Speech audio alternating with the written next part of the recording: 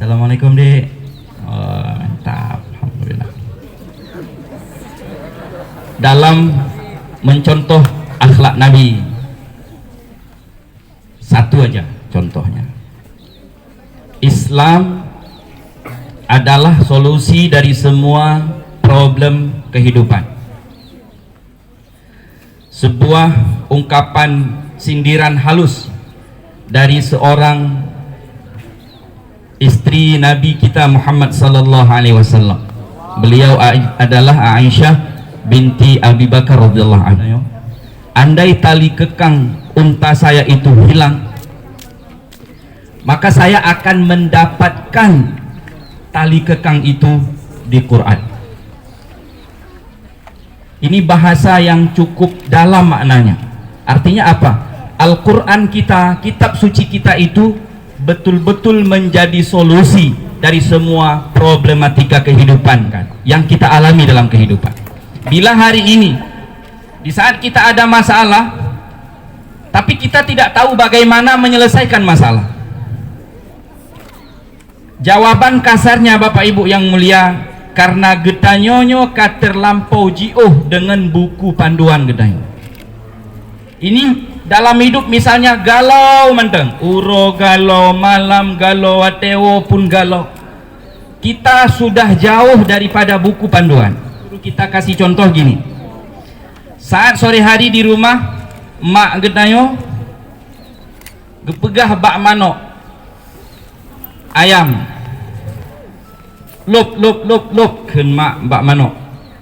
Manoknya padahal dia tidak dididik bahasa Aceh. Tapi manok masuk ke kandang. Ada yang melihat kasus ini di rumah? Tapi Masya Allah, ayam kita itu yang dari Atubak Jambe dia turun masuk kandang, yang di belakang rumah dia menuju kandang, semua masuk kandang saat ibu kita, orang tua kita menyuruh ayam masuk kandang. Tapi andai ada suami ayam atau sesama ayam menggiring pasukan ayam yang lainnya untuk masuk kandang, itu dapat dipastikan tidak akan manut.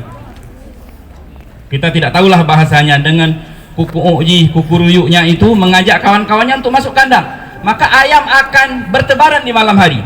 Sebagian di Cumbak Mangga, sebagian di Cumbak Jambe, sebagian di teras rumah orang. Pokoknya ayam berkeluyuran. Bila yang mengkoordinir ayam, yang membuat peraturan kepada ayam sesama ayam oleh ayam itu sendiri kan? Ayam kita akan masuk kandang saat ibu kita pemilik ayam menyuruh ayam-ayam masuk kandang. Tapi saat sesama ayam mengajak kawan-kawannya masuk kandang, akan ada ayam di pohon jambu, ada ayam di pohon mangga dan lain sebagainya. Dia tidak terorganisir dengan baik. Begitulah kita manusia. Getanya manusianya di saat hana menghotajole, yang sebahagian pahamnya begini, yang sebahagian masalahnya begini, yang lain masalahnya begini.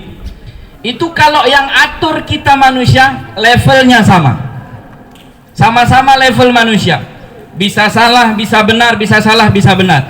Tapi di saat manusia itu kembali kepada yang memiliki manusia, kembali kepada pemilik kita sendiri.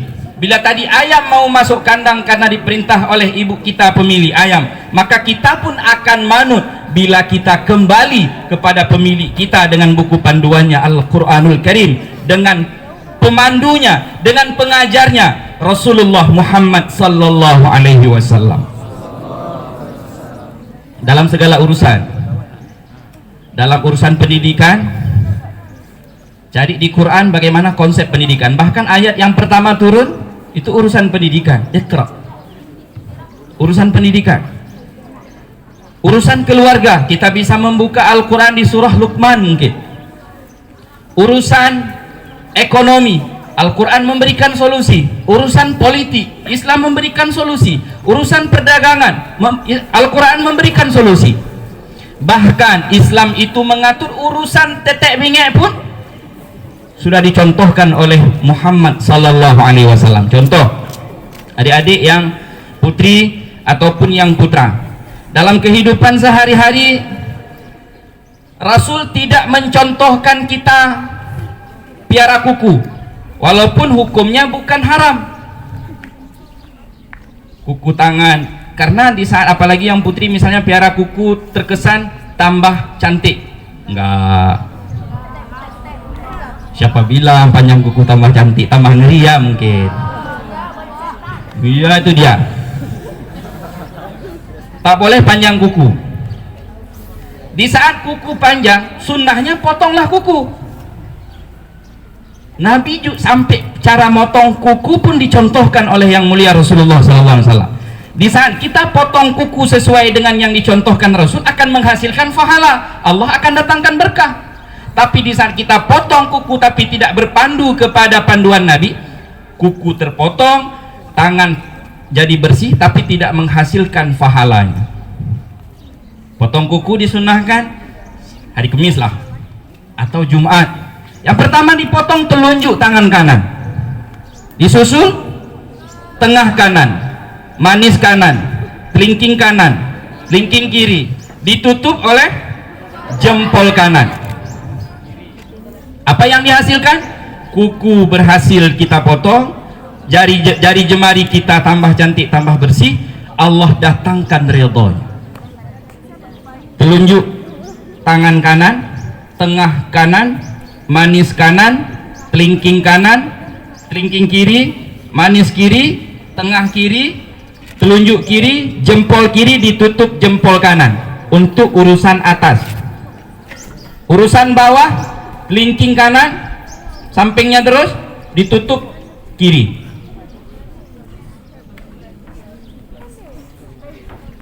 Dari sini satu, karena nggak ada punai pegahnya manis gaki naik pegah kan, karena lundung punan masuk dalam beri contoh.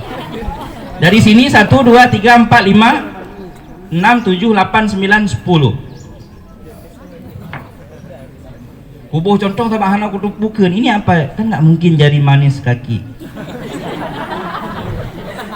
Salah pegah gitu gurmai pada malah dulu.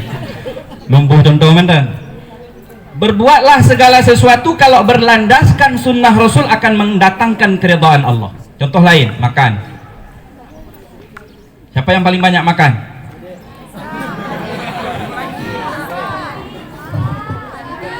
Oke, terserahlah.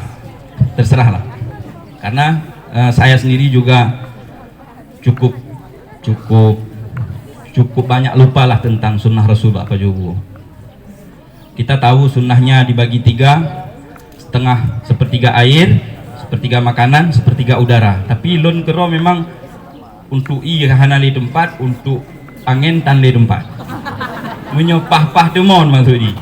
Dan konsekuensinya di saat kita meninggalkan sunnah Rasul dalam urusan apapun, resikonya ada. Contoh makan. Makan memang dianjurkan sepertiga-sepertiga.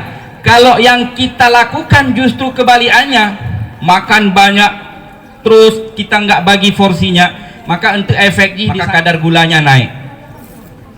Itu efeknya tuh. Maka di uronyo orang justru disarankan jangan terlalu banyak makan nasi. Kalau kita mau jujur, itu karena kita melanggar cara hidup Nabi. Contoh kehidupan yang paling baik sebagaimana disampaikan tadi, cukup satu orang saja kita, Muhammad sallallahu alaihi wasallam. Dalam urusan apa? Dalam segala urusan, laqad kana lakum fi rasulillahi uswatun hasanah. Pasti sukses. Kita melanggar pasti gagal. Saat makan, Nabi telah contohkan, walaupun dulu Nabi tidak makan nasi, Nabi makan gandum, makan roti, makan kurma. Tapi sunnah Rasul itu bisa diterapkan di seluruh bumi dimanapun itu. Jangan masukkan makanan lain ke mulut selama makanan sebelumnya belum habis dikunyah dan ditelan. Misal nasi, satu suap, pajo, telan, baru masuk lagi yang lain. Sehingga pola gaya makan kita itu santai, hana medap-dap. Gak boleh itu di mulut masih ada tangan kanan aktif, tangan kiri pegang kerupuk, ini nggak boleh. Bukan begini. bukan begini caranya.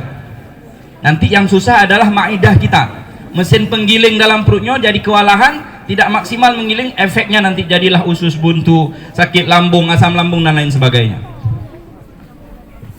Dan Rasulullah Sallallahu Alaihi Wasallam dalam makan minumnya, ini hadisnya jelas sekali, tidak boleh makan minum pakai tangan kiri, tidak boleh. Fa inna syaitana ya'kuluna bishimalih wa yashrabuna bishimalih. Syaitan itu dia makan dengan tangan kirinya, minum pun dengan tangan kirinya, tak boleh.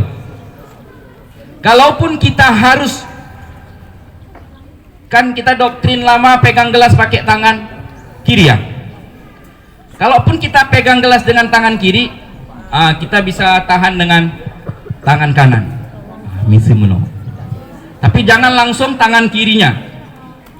Itu jelas hadisnya, fa inna syaitana, sesungguhnya syaitan, ya'kuluna bishimalih, syaitan itu makan dengan tangan kirinya, wa yashrabuna bishimalih, minum pun menggunakan tangan kirinya.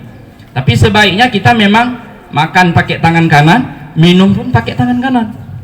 Tidak ada salah di sana, walaupun yang kita pegang gelas di rumah resepsi pernikahan orang kenduri got, tidak jadi masalah kita pegang gelas pakai tangan kanan. Walaupun ada orang mengatakan suruh pegang gelas pakai tangan kiri karena alasan takut kotor. Ada cerita, gelas yang kita pakai itu cuman kita sendiri yang pakai, tidak akan dipakai oleh orang lain sebelum dia dicuci.